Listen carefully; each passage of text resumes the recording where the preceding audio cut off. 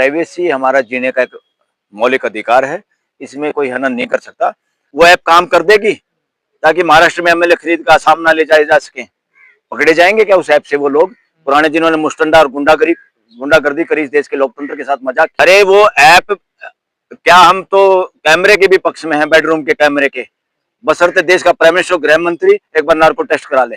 Person तो फिर सुब्रमण्यम स्वामी से पूछो कि कौन सा ऐप लगाया जाए प्राइम मिनिस्टर के मोबाइल में कि पता चल जाए चाइना और अमेरिका में उन्होंने क्या किया, जो बार बार इंटरव्यू दे रहे हैं लोगों के सामने। चाहते हैं ट्रांसपेरेंसी होनी चाहिए देश के अंदर, कंप्लीट होनी चाहिए।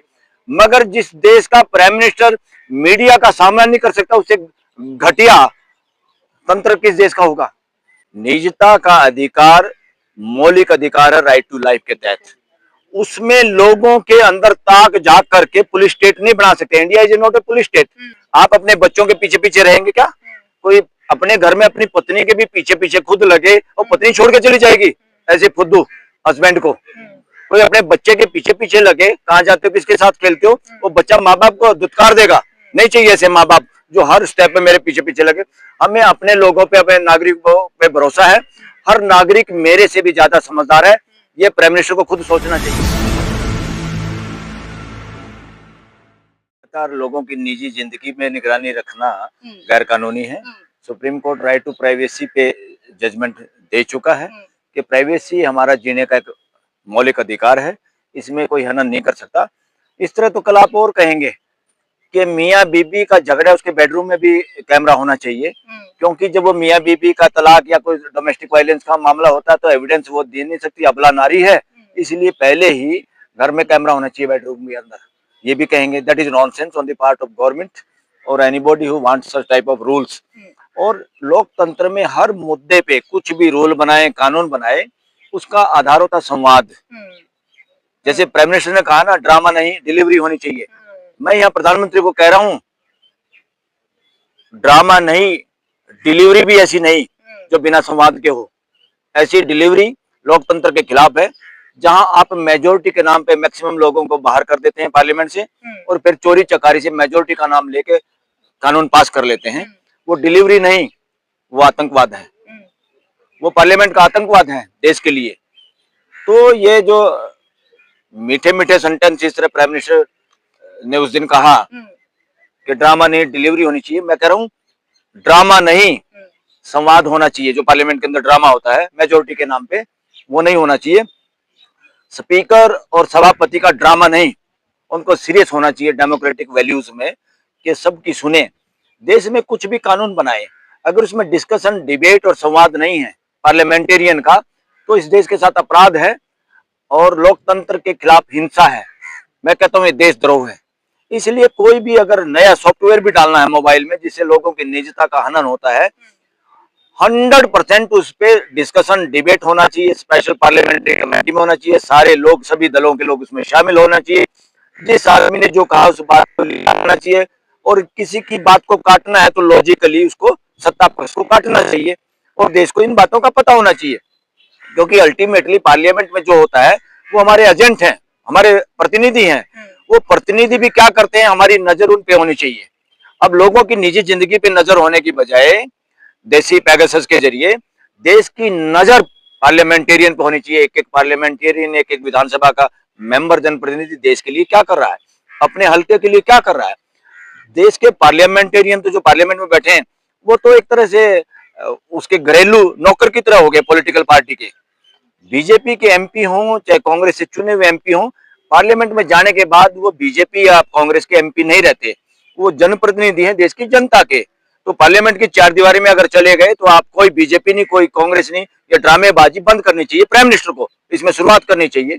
हम कहते हैं प्राइम मिनिस्टर ड्रामेबाजी बंद करो, लोकतांत्रिक मूल्यों पे अपने जियो, लोकतांत्रिक मूल्य आपके जीने में भी झलकने चाहिए। सर, सरकार कह रही है कि साइबर क्राइम को रोकने में, जिस तरीके की गतिविधियां आप देख रहे हैं बढ़ रही हैं लगातार, उसको रोकने में ये ऐप बहुत कारगर है। अब तक 50,000 से ज्यादा इसके डाउनलोड्स ऑलरेडी हो चुके हैं और अब इसकी तमाम अच्छाइयां सरकार एक के बाद एक लेकर आ रही है कि इसकी वजह से हमने बहुत सारे फोन रिकवर किए। अरे सबसे ज्यादा तो ऐसी ऐप बननी चाहिए पॉलिटिशियन के लिए, जितने पार्लियामेंटेरियन हैं, जितने एमएलएज हैं, जितने जनप्रतिनिधि हैं, उनके दिमाग में चिप लगानी चाहिए गवर्नमेंट ऑफ इंडिया की तरफ से। उसमें प्राइम मिनिस्टर को भी उसमें लगानी चाहिए हेड में, कि वो क्या कर रहा है। उनका कोई नाम तो नहीं आ रहा कहीं बाहर? बच्चों के यौन शोषण में उनके मंत्री संतरी का नाम आया है, और उनके सुब्रमण्यम स्वामी तो कहते प्राइम मिनिस्टर का भी नाम है उसके अंदर। इसलिए ये आदमी डरता है यूएसए से, तो जहां भी वो यूएसए का राष्ट्रपति जाता है वहां अवॉइड करता है जर्नी करने तो से। आपको लगता है कि इसके जरिए सरकार जासूसी करने की कोशिश कर अरे रही है? जासूसी तो इन पार्लियामेंटेरियन के करने की जरूरत है। ये ड्राइंग रूम में क्या क्या बदमाशी षड्यंत्र करते हैं इस देश की वोट खरीदने के लिए, इस देश की वोट काटने के लिए, इस देश के बच्चों को शराब बांटने के लिए, पैसा बांटने के लिए, वोट चोरी के लिए, सारी गुंडागर्दी तो यही लोग कर रहे हैं। इतने इतने देशों ये ऐप सबसे पहले इन पार्लियामेंटेरियन जितने एमपी हैं, इंक्लूडिंग प्राइम मिनिस्टर हो, इंक्लूडिंग रहमत, जो भी हैं, सब पोजीशन अपोजिशन सब इनके मोबाइल में ऐप होनी चाहिए। और मैं तो कहता हूँ एमपी ऐसा बने जिसके दिमाग में वो चिप लगाई जा सके ऑपरेट करके, ताकि ये लोग देश के साथ न्याय कर सके, गद्दारी ना करें। लुटियन जोन, जिसको लूट जोन कहा जा रहा है, ये लोग षड्यंत्र कर रहे हैं पॉलिटिक्स के नाम पे। ज्यादातर पॉलिटिशियन षड्यंत्र में शामिल हैं, एंटी डेमोक्रेटिक सिद्धांतों के पे चर्चा करते हैं, देश के अंदर जातिवाद, रिलीजनवाद फैला के, भाषावाद फैला के वोटों की सौदागिरी करते हैं, जो कि संविधान के खिलाफ है, लोकतांत्रिक मूल्यों के खिलाफ है। इनकी जांच होनी चाहिए। सबसे ज्यादा खतरा तो इनसे है देश को आपस में फोन चुराने से, चैन स्नैचिंग से खतरा नहीं है। वो कोई मजबूरी में कर रहा होगा, कोई भूखा मरता कर रहा होगा, या ये जो जितना अपराध देश में बढ़ रहा है, इसका मतलब देश की शिक्षा व्यवस्था निकम्मी हो गई है। इसका मतलब जितना शिक्षा के केंद्र हैं, स्कूल कॉलेज, इसका कोई मायने नहीं है। या हमारे नेताओं का आचरण इतना बेहुदा और गंदा हो गया है, उनको देख के जनता के युवाओं में, जनता के लोगों में भी ये लगता है, नागरिकों में, कि इस देश में चोरी ठगी बेईमानी से ही जिया जा सकता है, दूसरा सभ्य तरीका नहीं है। देश में संविधान मानवीय व्यवस्था स्थापित करने के लिए है, किसी का राज या स्थापित करने के लिए नहीं, किसी को प्रधानमंत्री, गृह मंत्री, सीएम, पीएम, चीफ जस्टिस बनाने के लिए नहीं है। मानवीय व्यवस्था में सबको काम करना है। तो ये सब लोग बताएं, या इलेक्शन के जरिए भी क्या मानवीय व्यवस्था स्थापित कर रहे हैं? क्या जो लोग इलेक्शन से पहले, आप इलेक्शन कमीशन को कंट्रोल में कर लो, आप कोर्टों को कंट्रोल में कर लो, और आप सुप्रीम कोर्ट के फैसले के खिलाफ जाके आप तुरंत महिलाओं को पैसे बांटने का काम करते हो, जो कि सरेआम देश के लोकतंत्र के साथ मजाक था, भ्रष्टाचार था। और देश का इलेक्शन कमीशन चुप, देश की हाई कोर्ट, सुप्रीम कोर्ट चुप। इससे बड़ा मजाक क्या होगा? सरकार अरे भाई, लेकर आती है, कोई भी इस तरीके की जब नई चीज आती है तो उसका पहले विरोध शुरू बात उसकी नहीं है, विरोध की नहीं है। सरकार फैसले नहीं थोप सकती। सरकार ये फिल्मी स्टाइल वाली सरकार नहीं है, जिसमें गरीब आदमी, लाचार आदमी गुंडे मवाली को कहता था सरकार मेरी जान बख्शो। उस किसी की लड़की के साथ कोई रेप करता था, गुंडा मवाली, उसको सो कॉल्ड बड़ा जमींदार बिजनेसमैन, तो गरीब आदमी कहता था रैम की भीख मांगता है अपनी बेटी की जान के लिए। तो सरकार वरकार कुछ नहीं देश में गवर्नमेंट ऑफ इंडिया का मतलब है देश की मानवीय व्यवस्था। और मानवीय व्यवस्था में सबसे पहला आचरण तो मानवीय इन सब का होना चाहिए, जितने सरकार में बैठे हुए हैं, नेता वेता, जितने भी जनप्रतिनिधि हैं। कितने सारे तो ऐसे भ्रष्टाचारी लोग हैं, दुराचारी लोग हैं, हत्यारे लोग हैं, जिन पर दुनिया भर के मुकदमे हैं। क्या है, इनमें सामना करने की हिम्मत नहीं। सबसे पहले देश में चाहे बेडरूम में लगा दो पेगासस, मगर सबसे पहले इस देश के पार्लियामेंट के बैठे हुए लोग, इंक्लूडिंग प्राइम मिनिस्टर, तैयार है नार्को टेस्ट कराने के लिए। में पहले भी इस बात की हमेशा आरोप सरकार कोई कानून बनाए, अच्छी बात है, चेंज इज द ट्रूथ। मगर उस चेंज का मतलब क्या है? भाई हम जो कानून अपने घर के लिए बना रहे हैं, घर के सभी सदस्यों से डिस्कस करेंगे या नहीं करेंगे, डिबेट करेंगे कि नहीं करेंगे। और अच्छी बात, कोई नया बच्चा भी हमारा घर का करता है तो हम उसकी मानते हैं कि नहीं मानते। तो ये देश की पार्लियामेंट देश का घर है, ये परिवार है। उस परिवार में पक्ष विपक्ष नहीं होता, ये भी गलत तरीका है। इंडिया में अब तक पक्ष विपक्ष खत्म हो जाना चाहिए था। सब पार्लियामेंटेरियन अल्फाबेटिकली बैठने चाहिए थे। जो अभी भी ये ट्रेजरी बेंच और अपोजिशन बेंच, लोकतंत्र में अपोजिशन नहीं होती, लोकतंत्र में सभी भागीदार होते हैं, मानवीय व्यवस्था के लिए अपना अपना योगदान देते हैं। अपोजिशन नाम देना, ट्रेजरी बेंच देना, ये बेहूदगी है, ये तुरंत बंद होनी चाहिए देश के अंदर। मौसम का मजा ले रहे हो दिल्ली में, सर नहीं ले रहे आप? मौसम का मजा तो प्राइम मिनिस्टर ले रहा होगा, जो तो इसको लोगों को कह रहा है कि मौसम का मजा लीजिए, ऐसा मैंने भी सुना शायद। और मौसम क्या खाक मजा लेंगे? शर्म आनी चाहिए प्राइम मिनिस्टर को इस तरह की बेहूदगी भाषा बोलने में। उसको पता होना चाहिए कितनी हवा किस तरह की दूषित है। और सबसे ज्यादा पीड़ित होता है गरीब तबका, जो पैसे से खरीद कर एयर प्यूरिफायर रात को अपने घर नहीं लगा सकते। हालांकि उसका भी कोई फायदा नहीं, जब दिन में आपको घूमना है, या आप एसी गाड़ी में नहीं, जहां आपको कम से कम इस तरह के पार्टिकल से सामना करना पड़े। वो तो अपने घर में पता नहीं देश के पैसे से प्यूरिफायर लगाए बैठा होगा। हिम्मत तो जब है उसका, पहले तो अंदर कैमरे से सारा प्राइम मिनिस्टर हाउस देखना चाहिए, वो पैसे से कितनी मौज कर रहा है इस देश में। ये मंत्री संतरी कितनी मौज करें। लोगों का जानने का अधिकार है। इस देश का प्राइम मिनिस्टर नाम के पद पे जिस आदमी को बिठाया वो किस तरह की जिंदगी जी रहा है, उसकी कोई प्राइवेट जिंदगी नहीं हो सकती प्राइम मिनिस्टर की। तो मौसम अच्छा नहीं है दिल्ली का। पर्सनल लाइफ किसी सार्वजनिक रूप से काम करने वाले लोगों की निजी लाइफ नहीं हो सकती। निजी लाइफ सिर्फ वही होती है अपने घर की चारदीवारी और अपनी अपना बेडरूम, इससे अलावा कोई किसी के प्राइवेट लाइफ नहीं होती लोकतंत्र के अंदर।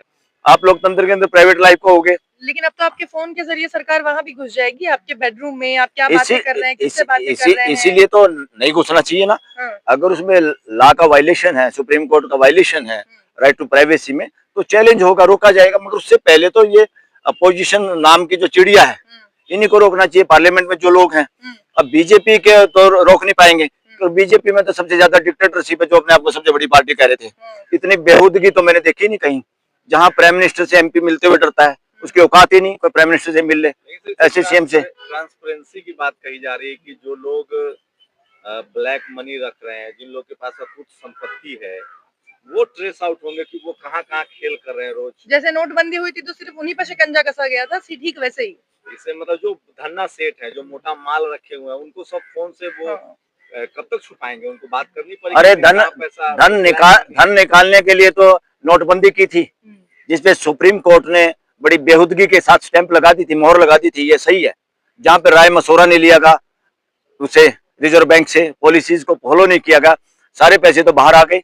बल्कि उससे बीजेपी और आरएसएस अमीर हो गई, जिन्होंने बाद में भी ट्रक के ट्रक नोटों के बंडल बदलवा के 2 नंबर का पैसा कमाया। उसी पैसे से बीजेपी और आरएसएस की बिल्डिंगें बनी हुई है, जहां बताते हैं अब दिल्ली में जो झंडेवाड़ा पे कोई मंदिर भी बुलडोज कर दिया। अरे भाई आरएसएस तो ठेकेदार है मंदिरों की, ऐसे सारे मंदिर गिरवा दे तो देश का पीछा छूट जाए। आरएसएस गिरवा दे तो अच्छी बात है, मेरे को कोई एतराज नहीं, क्योंकि मैं मंदिर में कहीं नहीं देखता कोई ठहरने की व्यवस्था हो या खाने की व्यवस्था हो जो गुरुद्वारों में है। देश का पैसा लग रहा है मंदिरों में, जिस स्थान पे भी पैसा लगेगा वो स्थान, इससे इकोनॉमी बूम होगी ना सर। ये जो ऐप आ रहा है, जो ब्लैक मनी है, जो लोग हजारों साइबर क्राइम पे रोक लगेगी, सब तरह के क्राइम पर रोक लगेगी। लोग ट्रांसपेरेंट होंगे, ईमानदार होंगे, अच्छे पूरे देश में पारदर्शिता आ जाएगी सर। अपने फोन पर किसी तरीके की बात करने से पहले 10 बार सोचेंगे। हाँ, पहले तो कौन सी ऐप ने काम किया भाई, वो ऐप काम कर देगी ताकि महाराष्ट्र में एमएलए खरीद का सामना ले जाए जा सके।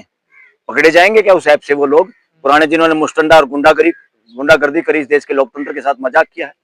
क्या उस ऐप से पता चल जाएगा कि किस षड्यंत्र के तहत बिहार के लोगों को और औरतों को पैसे बांटे गए, कौन से कानून के तहत बांटे गए, कौन कौन इस षड्यंत्र में शामिल थे, और इलेक्शन कमीशन क्यों नहीं बोल पाया, हाई कोर्ट और सुप्रीम कोर्ट सो मोटो एक्शन क्यों नहीं ले पाई, जबकि सुप्रीम कोर्ट का फैसला इसके खिलाफ था कि इस तरह आप नहीं कर सकते। अरे भाई पैसे देके, लालच देके, वही तो एक भ्रष्टाचार है इलेक्शन का। तो आप ऐसे पैसे जरूर भी सरकार के उससे खजाने से पैसे आपने दिए, आप लगातार दे पाएंगे क्या? गरीबी इतनी है, ये गरीबी का मजाक है, ये लोगों का इसी तरह से है, ये राजनीति के साथ लोकतंत्र के साथ व्यभिचार हुआ है। जैसे कोई मजबूरी में अपना तन बेचती है, ऐसे ही मजबूरी में बहुत बड़ा हमारा समाज अपना वोट बेच देता है। इस ऐप से वो लोग डर रहे हैं जिनके पास या तो काला धन है, ब्लैक मनी है, अकुत संपत्ति है, और जिनका चरित्र ठीक नहीं, तब उनको डर लगता है कि इस मोबाइल को लेकर। अरे वो ऐप क्या, हम तो कैमरे के भी पक्ष में हैं, बेडरूम के कैमरे के, बशर्ते देश का प्राइम मिनिस्टर, गृह मंत्री एक बार नार्को टेस्ट करा ले, फिर अपोजिशन को हम मना लेंगे कि चुप रहो, जो कुछ ये करना चाहते करने दो। है क्या हिम्मत? पूछो आप लोग उनसे जाके।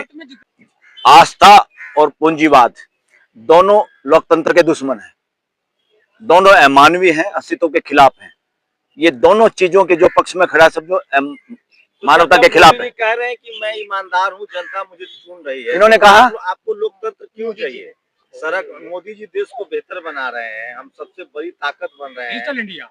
मोहन भागवत ने कहा है भारत क्या दुनिया में डंका बज रहा है। तो जो मोदी जी बायोलॉजिकल भी नहीं है, खुद अवतार हैं, कल की अवतार हैं। तो आपको क्यों चाहिए लोकतंत्र? बेईमानी करने के लिए, चोरी करने के लिए, व्यभिचार करने के लिए? आप अगर ईमानदार है तो ट्रांसपेरेंट रहिए, उनके ऐप का सामना कीजिए, आप मोबाइल में रखिए, और जो भी अगर आप कोई गलत काम नहीं करें तो उस ऐप से क्यों डर रहे हैं? अरे ट्रांसपेरेंसी के लिए वो कह रहे हैं कि क्यों डर रहे हो? अगर नरेंद्र मोदी ये कह रहा है कि ट्रांसपेरेंसी से डर रहा है देश, हम तो ब्लैक मनी को इकट्ठा करना चाह रहे हैं, या नोटबंदी में कितना ब्लैक मनी आया जो देश के लोगों को झूठ बोल के, अब तक तो एफआईआर दर्ज होनी चाहिए थी और सुप्रीम कोर्ट को और हाई कोर्टों को कॉग्निजेंस लेना चाहिए था।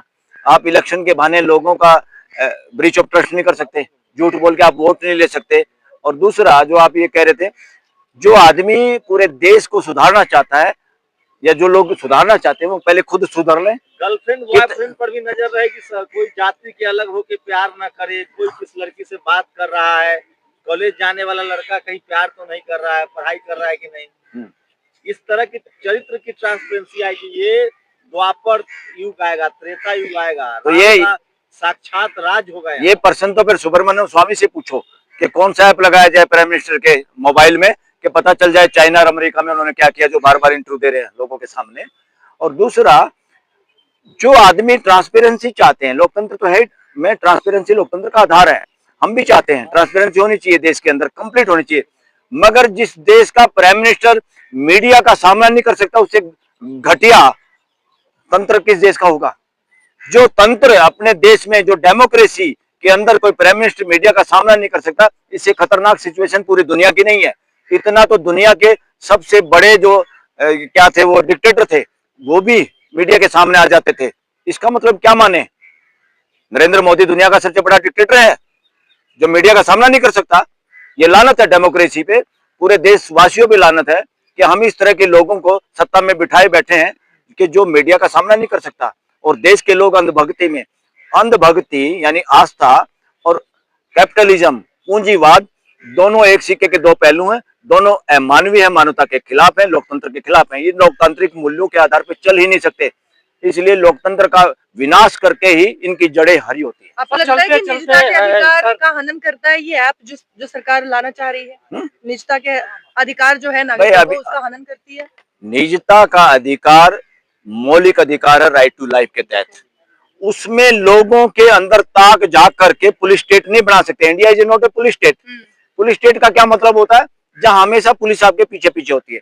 आप अपने बच्चों के पीछे पीछे रहेंगे क्या?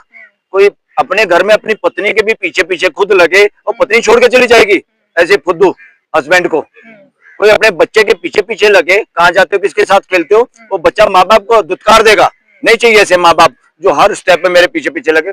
हमें अपने लोगों पे, अपने नागरिकों पे भरोसा है। हर नागरिक मेरे से भी ज्यादा समझदार है, ये प्राइम मिनिस्टर को खुद सोचना चाहिए। हर नागरिक हमारे से ज्यादा चरित्रवान है, ये खुद प्राइम मिनिस्टर को सोचना चाहिए, एमपीओ को सोचना चाहिए। और बीजेपी के एमपी इस काम में दोषी होंगे अगर देश की निजता के चक्कर में अपनी आगामी सत्ता में बने रहने के लिए, टिकट लेने के लिए जितने एमएलए एमपी किसी भी पार्टी के हैं वो इस देश के साथ धोखा कर रहे हैं। उनको डिबेट करनी चाहिए, एक्सपर्ट से भी पूछना चाहिए, कानूनविदों से भी पूछना चाहिए, फिर देश के फायदे में जो कुछ है मिलजुल के उसमें फैसला लेना चाहिए। डेमोक्रेसी सर्वसम्मति का नाम है, डेमोक्रेसी बहुमत का नाम नहीं है। जो बहुमत को डेमोक्रेसी समझते वो डेमोक्रेसी के दुश्मन है।